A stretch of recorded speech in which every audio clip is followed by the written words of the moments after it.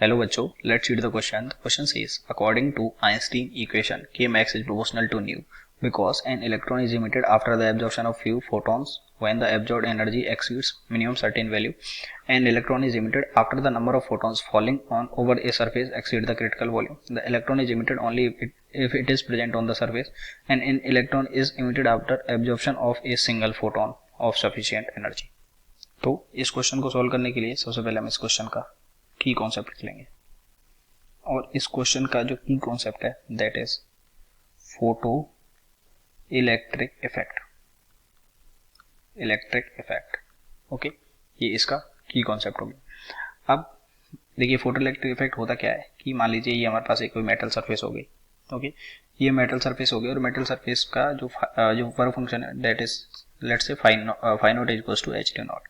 तो इस मेटल पे जब हम nu is greater than nu naught, okay, इस फ्रीक्वेंसी का लाइट करेंगे तो यहाँ से क्या हो जाता है, इलेक्ट्रॉन का एब्जॉर्प्शन होता है। इसी को हम क्या बोलते हैं, फोटो इलेक्ट्रिक इफेक्ट। लेकिन इसमें होता क्या है कि यहाँ पे लाइट है, अगर न्यू फ्रीक्वेंसी है तो एनर्जी कितनी होगी, एच न्यू। तो ये जो लाइट है ये किसकी बनी होती है, फोटॉन्स की बनी हुई होती है। ओके, ये लाइट किसकी बनी होती है, फोटॉन्स की बनी हुई होती है। और जब ये फोटॉन्स क्या होते हैं, bundles of energy, okay, energy के बंडल होते हैं। ये किसी मेटल की सरफेस पर जब गिरते हैं तो इनको इनमें से क्या करेंगे, मान लीजिए इलेक्ट्रॉन है तो ये क्या करेंगे, इलेक्ट्रॉन जो है एनर्जी एब्जॉर्ब कर लेंगे और न्यूक्लियस और उस इलेक्ट्रॉन के बीच का इंटरेक्शन ब्रेक हो जाता है और यहाँ से इलेक्ट्रॉन बाहर आ जाता है। ओके, तो ये पूरा प्रोसेस होता है। अब देखिए इस प्रोसेस में हो क्या रहा है कि हम एक सिंगल फोटोन भी गिरा रहे हैं।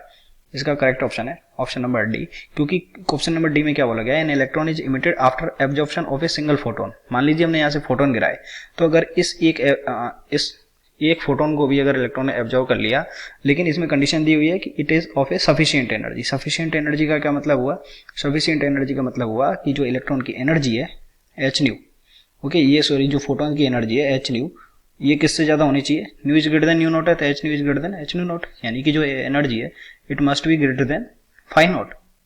ये तब सफिशिएंट एनर्जी का मतलब है कि जो एनर्जी है वो उसके वर्क फंक्शन से ज्यादा होनी चाहिए। अगर वर्क फंक्शन से ज्यादा है तो एक फोटोन को भी एब्जॉर्ब करके इलेक्ट्रॉन बाहर आ जाएगा। ओके, तो इसका ऑप्शन कौन सा करेक्ट हो गया, option number D.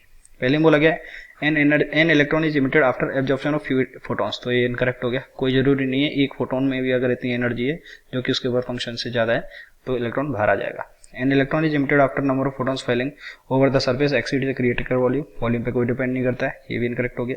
Emitted if it is present on the surface, तो ये भी इनकरेक्ट, तो option number D is correct. I hope you understood it well, best of luck.